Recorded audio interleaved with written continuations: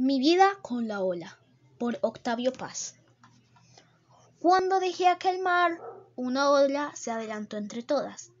Era esbelta y ligera, a pesar de los gritos de las otras, que la detenían por el vestido flotante. Se colgó de mi brazo y se fue conmigo saltando. No quise decirle nada, porque me daba pena avergonzarla ante sus compañeras. Además, las miradas coléricas de las mayores me paralizaron. Cuando llegamos al pueblo, le expliqué que no podía ser, que la vida en la ciudad no era lo que ella pensaba en su ingenuidad de ola que nunca había salido del mar. Me miró seria. Su decisión estaba tomada. No podía volver. Intenté dulzura, dureza, ironía. Ella lloró, gritó, acarició, amenazó. Tuve que pedirle perdón. Al día siguiente empezaron mis penas. ¿Cómo subir al tren sin que nos vieran el conductor, los pasajeros, la policía? Es cierto que los reglamentos no dicen nada al respecto al transporte de olas en los ferrocarriles, pero esa misma reserva era un indicio de la severidad con que se juzgaría nuestro acto. Tras de mucho cavilar, me presenté en la estación 1 hora antes de la salida. Ocupé mi asiento. Cuando nadie me veía, vacié el dispositivo de agua para los pasajeros. Luego cuidadosamente vertí en él a mi amiga.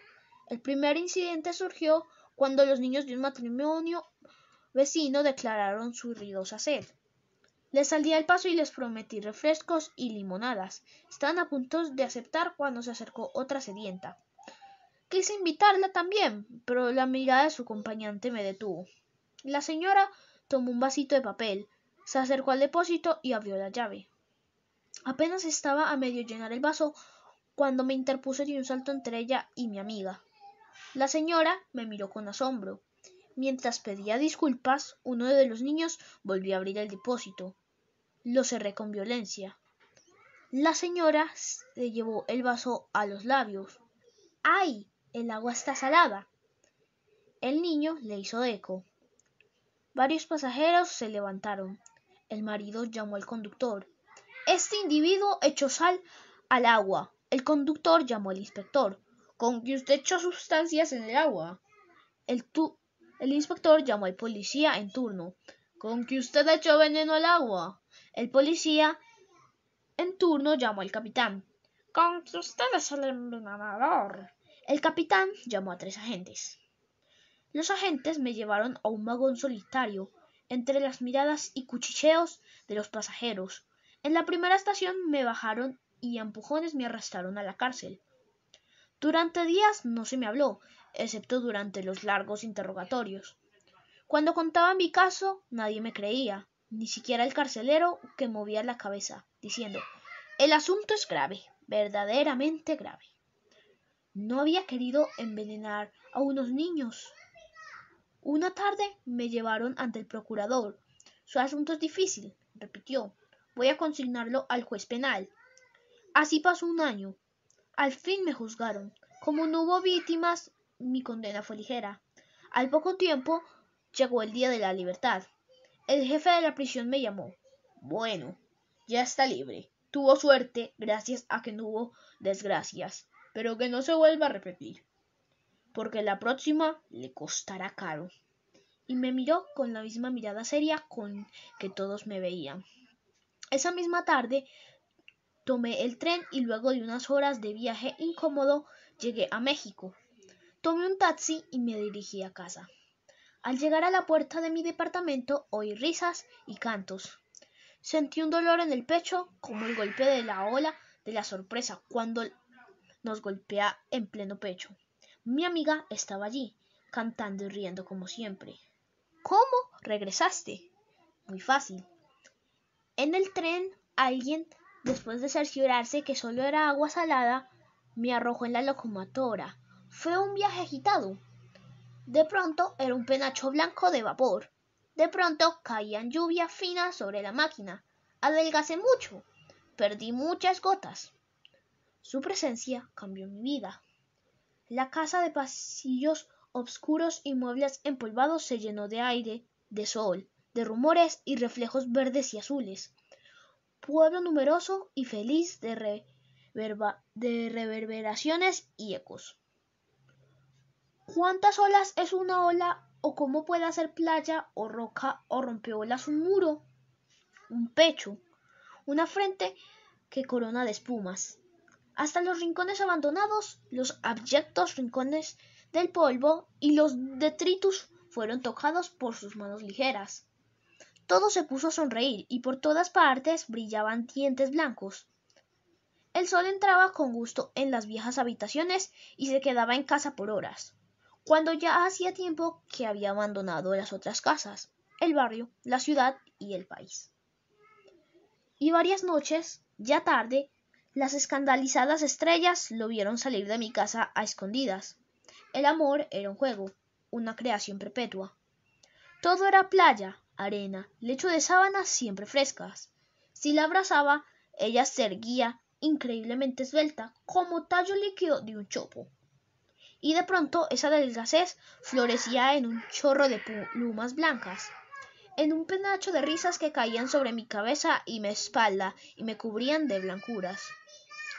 O se extendía frente a mí, infinita como el horizonte, hasta que yo también me hacía horizonte y silencio.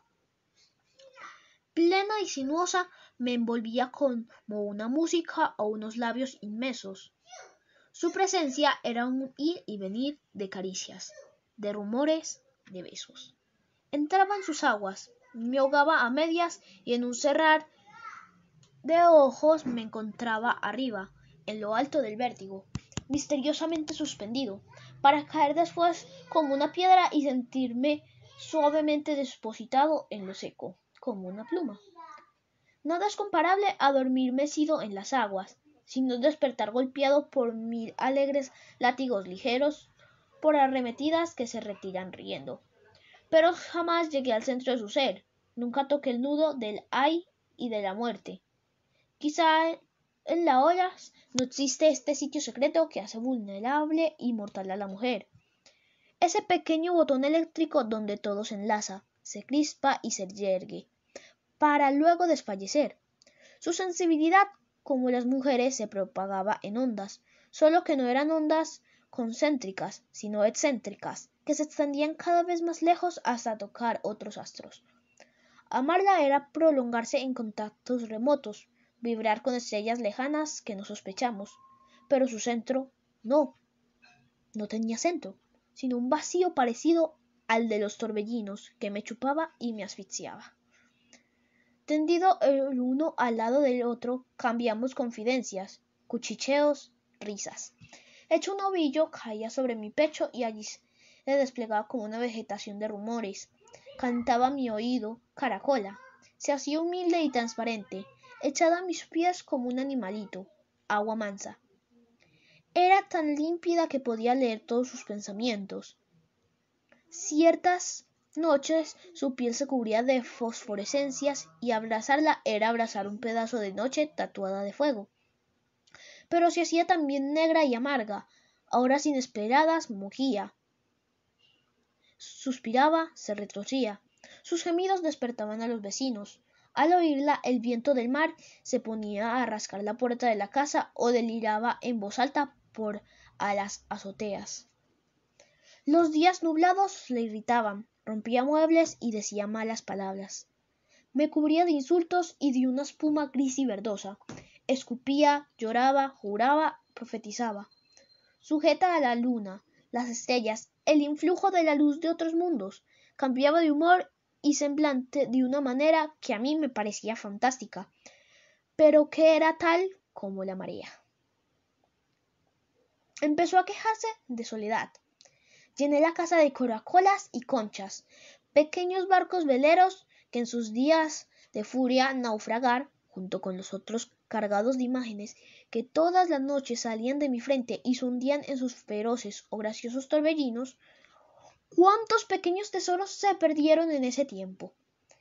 Pero no le bastaban ni mis barcos ni el canto silencioso de las caracolas. Confieso que no, sin celos, los veía nadar en mi amiga, acariciar sus pechos, dormir entre sus piernas, adorar su cabellera con leves relámpagos de colores. Entre todos aquellos peces había unos particularmente repulsivos y feroces, unos pequeños tigres de acuario, grandes, ojos fijos y bocas hendidas y carniceras. No sé por qué aberración mi amiga se complacía en jugar con ellos, mostrándoles sin rubor una preferencia, cuyo significado prefiero ignorar. Pasaba largas horas encerrada con aquellas horribles criaturas. Un día no pude más. Eché abajo la puerta y me arrojé sobre ellos, ágiles y fantasmales. Se me escapaban entre las manos mientras ella reía y me golpeaba hasta derribarme. Sentí que me ahogaba y cuando estaba a punto de morir, morado ya, me depositó en la orilla y empezó a besarme, humillado.